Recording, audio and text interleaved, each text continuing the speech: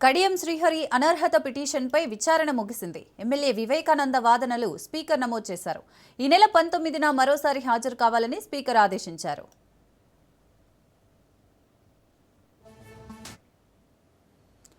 Telangana BRS ఎమ్మెల్యేలపై అనర్హత పిటిషన్లు దాఖలవ్వగా ఇప్పటికే 8 మందికి speaker Gaddam Prasad clean chit ఇచ్చారు. Station Ghanpur MLA Kadiyam Srihari speaker ఎదుట పార్టీ ఫిరాయింపు కేసులో విచారణకు హాజరయ్యారు. ఆయనపై పిటిషన్ వేసిన బీఆర్ఎస్ ఎమ్మెల్యే వివేకానంద గౌడ్ కూడా విచారణకు హాజరై తన వాదనలు వినిపించగా స్పీకర్ వాటిని రికార్డు చేశారు. తన వద్ద ఉన్న సాక్ష్యాధారాలను స్పీకర్కి అందించారు. మున్సిపల్ ఎన్నికలు ఫలితాలు అన్నీ పూర్తయ్యాక ఈ నెల 19న మరోసారి విచారణకు హాజరు కావాలని స్పీకర్ ఆదేశిస్తూ విచారణను వాయిదా వేశారు. అలాగే ఈ నెల 18న ఖైరతాబాద్ ఎమ్మెల్యే దానం నాగేందర్ను కూడా మరోసారి విచారణకు హాజరు కావాలని ఆదేశించారు. వీరిద్దరి విచారణ పూర్తయ్యాక అనర్హత పిటిషన్పై స్పీకర్ నిర్ణయం తీసుకోనున్నట్లు సమాచారం. దానం నాగేందర్ విషయంపై స్పీకర్ ఎలాంటి నిర్ణయం తీసుకుంటారోనని రాజకీయాల్లో ఉత్కంఠ నెలకొంది.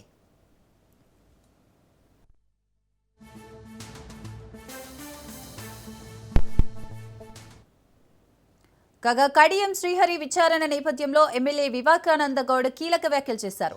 కాంగ్రెస్లో పనిచేస్తూ బీఆర్ఎస్లోనే ఉన్నామని చెప్పడం హాస్యాస్పదమన్నారు. నీతులు చెప్పడం ఆపి కాంగ్రెస్లో చేరినట్లు స్పీకర్ ఎదుట అంగీకరించాలని డిమాండ్ చేశారు. ఢిల్లీకి వెళ్లి కాంగ్రెస్ అగ్రనేత రాహుల్ గాంధీ సమక్షంలోనే ఆ పార్టీ తీర్థం పుచ్చుకొని ఇప్పుడు ప్రజలను తప్పుదోవ పట్టిస్తున్నారని ఆరోపించారు. స్పీకర్ విచారణలో కాలయాపన చేస్తూ అనర్హత నుంచి ఎమ్మెల్యేలను కాపాడే ప్రయత్నం చేస్తున్నారని అసహనం వ్యక్తం చేశారు.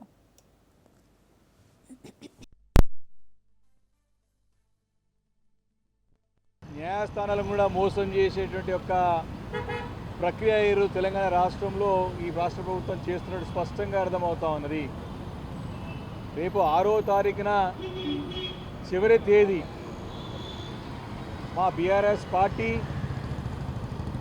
మరి న్యాయ పోరాటంలో భాగంగానే ఈ యొక్క 10 మంది ఎమ్మెల్యేల యొక్క అనర్హత పిటిషన్లు తక్షణము మరి డిస్పోజ్ చేయాలి, తక్షణం దీనిపైన చర్య తీసుకోవాలి, తక్షణం దీనిపై నిర్ణయం తీసుకోవాలని చెప్పి సుప్రీంకోర్టు పదే ఆదేశాలు ఇచ్చినా దాన్ని బేఖాతరు చేస్తూ కాలయాపన చేస్తూ ఈ 10 మంది శాసనసభ్యులు ఎవరైతే బీఆర్ఎస్ పార్టీలో గెలిచి కాంగ్రెస్ పార్టీలో పోయినటువంటి 10 మంది శాసనసభ్యులను వారిని కాపాడే ప్రయత్నం పదే చేస్తూ వస్తుందని స్పష్టంగా అర్థమవుతా ఉన్నది.